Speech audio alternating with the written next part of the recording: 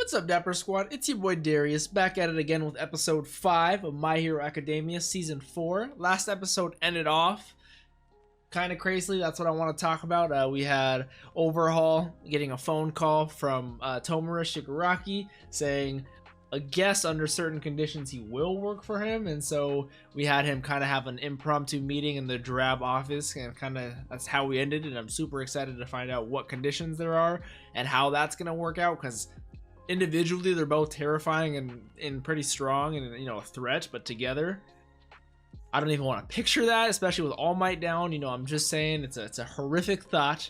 But I'm gonna give my typical plugs right here and then get right into the video, not waste any time. So just so you guys know, with certain shows that are heavily copyrighted, like My Hero, Promised Neverland, I can't put the reaction right here, but not to fret. All you gotta do is tap the link or click the link in the top description. Should be right there at the very top. Should directly to the Vimeo reaction. Should be nice and easy for you, and then come on back here for the review and all that. Should be nice and easy and done for you.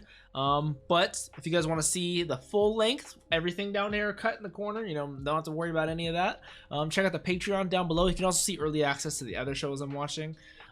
Check out the Discord if you guys want to ask me any questions at the end of the episodes. Check out the Twitch if you guys want to see me game. You guys know the typical plugs. Let's hop into this. My Hero Season 4 Episode 5.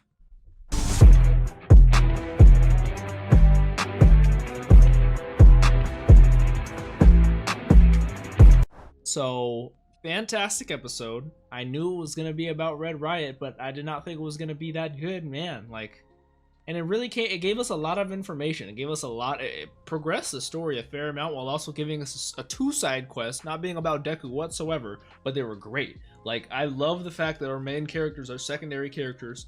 There are so many of them, but we've developed them to a point to where not only are they actually having actual issues and internal conflicts, but they're able to not only work on that, but shine more than our main characters. Like, Bakugo was heated, and it's funny that he's heated, you know, that's the comical part of it, but he has a right to be heated. He's getting passed up left and right by these fucking nerds and people who are less than him. I gotta see, I'm gonna try to go in a weird order. I actually have a good amount to talk about this episode. This episode gave me a lot of information. First off, I'm gonna talk about outfits. Tamaki and Hado, Nejire Hado. Hado's bae. She's bad. She is. I love her little perky, happy-go-lucky attitude. Her outfit is sick. I didn't get to see her quirk because it was in that nice little cute kawaii bubbly font, so I didn't get to see her quirk. I want to see more about that. I definitely got to see Tamaki's, who his name, Sun Eater. Not sure I get it. I get why it's Eater, but Sun Eater, maybe I don't know. But his quirk, he just is able to manifest. Is it like he has to eat it within a certain window, or is it like he eats it and then it holds that ability until he uses it and then it's up, or is it he eats it and then it's permanently there to be able to use it whenever? Like, if he eats squid, does he get the tentacle thing one time and for like 5 minutes and it's done, and then he has to eat squid again? Or is it that he eats squid, he just permanently is able to use the squid? Like, I've learned it, I can able to manifest it because he was able to do claws and wings from chicken. Clam hands, which that's fucking sick. You can crush guys, you can capture guys, you can hold on to an object that you want to keep safe, like an infinity stone. I don't know, I'm just bringing some random into it, but that's an insanely creative twist on a quirk that I didn't think I would like. There are of course the generic quirks, but the mind, you know, behind some of these are just ingenious, I gotta say. So is that all I want to talk about with the big 3?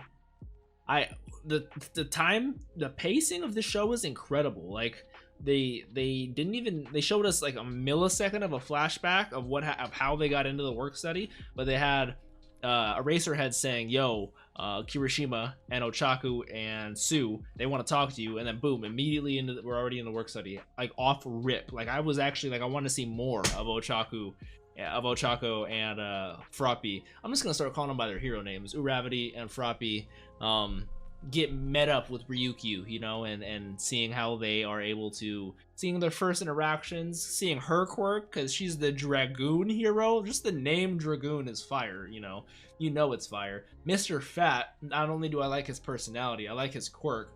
Like, he is, honestly, he has a quirk fit for a hero. He's able to take anything, he's able to be your shield, and he's able to capture anything in his belly. You know, like, imagine, and he said the quickest way to win fights is to destroy the will of your enemy, you know? Imagine you're just, going all out, and he's just sitting there like, you know what I'm saying? Like, I'd be like, all right, I'm done. Take me in. I'm done, you know what I'm saying? It would destroy my will pretty quick. I get why he says that, why, you know, that's his line. All right, give me 1 second. My camera's about to die here real quick. So I want to see more Mr. Fat. I definitely saw him in the intro and I was confused. I was like, who is this guy? You know, he seems interesting and fat. I want to see more of Ryukyu, see her quirk.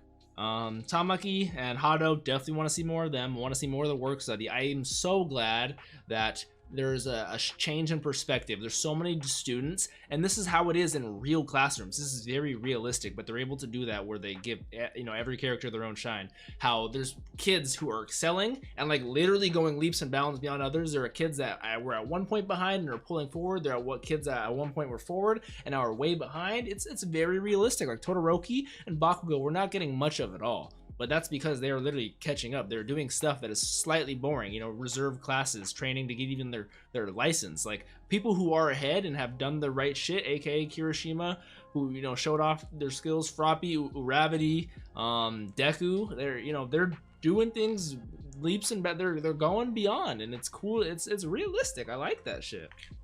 And now, before I end this and I go watch this next episode, after I gotta go buy a stocking online. I gotta go help my mom buy a stocking real quick, but I want to talk more about the Yakuza overhaul and Tomura Shigaraki, the League of Villains.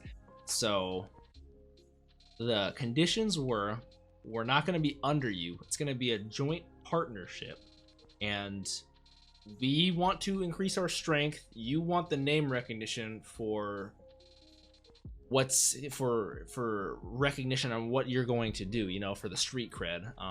First you just got to tell me your plan. And then he went into his jacket, and I should rewatch that because give me 1 second.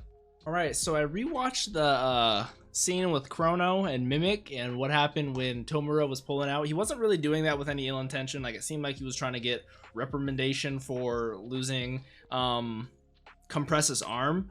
But he was just pulling that out to say, your plan has something to do with this, right? Tell me what's going on with this. And then we got more into, he just refined All for One's plan a little bit, which I like how he has that and the booster to boost your quirk, which is insane. We'll talk about that in a second.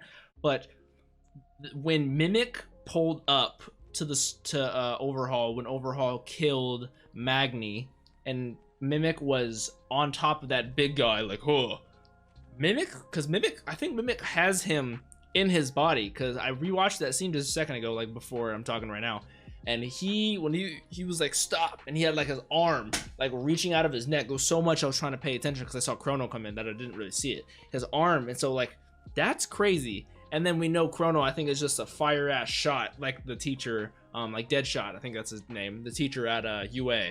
He's just I think that's his quirk. He's a marksman, you know, he's a pow pow. So that's insane. I want to know specifically what Mimic's quirk is. But the one other thing I want to talk about is during Kirishima's, like, after the people were starting to give him praise and he was thinking like, I've gotten a little better, I've gotten a little more heroic, there's like a flashback to him, and I forget the girl's name, the girl in the classroom who shoots acid with the little tentacles, Pink Alien, Queen Alien, whatever her name is, Pinky. I think you see her running away, and then like I rewatched it a couple of times. You see like a big guy leaning over a couple of students that I couldn't recognize. I have no idea when this is. I'm guessing it's gonna be something that's gonna come up, and it's gonna be a spoiler if you guys tell me, but I'm actually genuinely confused as to what that is. It could just be me being dumb, but this episode was fantastic. I am genuinely concerned about people boosting their quirks and just giving these to people who are mentally unstable, and what could happen from this. But this episode was fantastic. Now, if you guys like this one and you want to see the next ones, like full length, you know, want to see the entire thing, anything like that, or early access to any of the other shows, you can also check out the Patreon. That's always an option down below. I don't think I have any questions for this particular part right now. Show Q&A.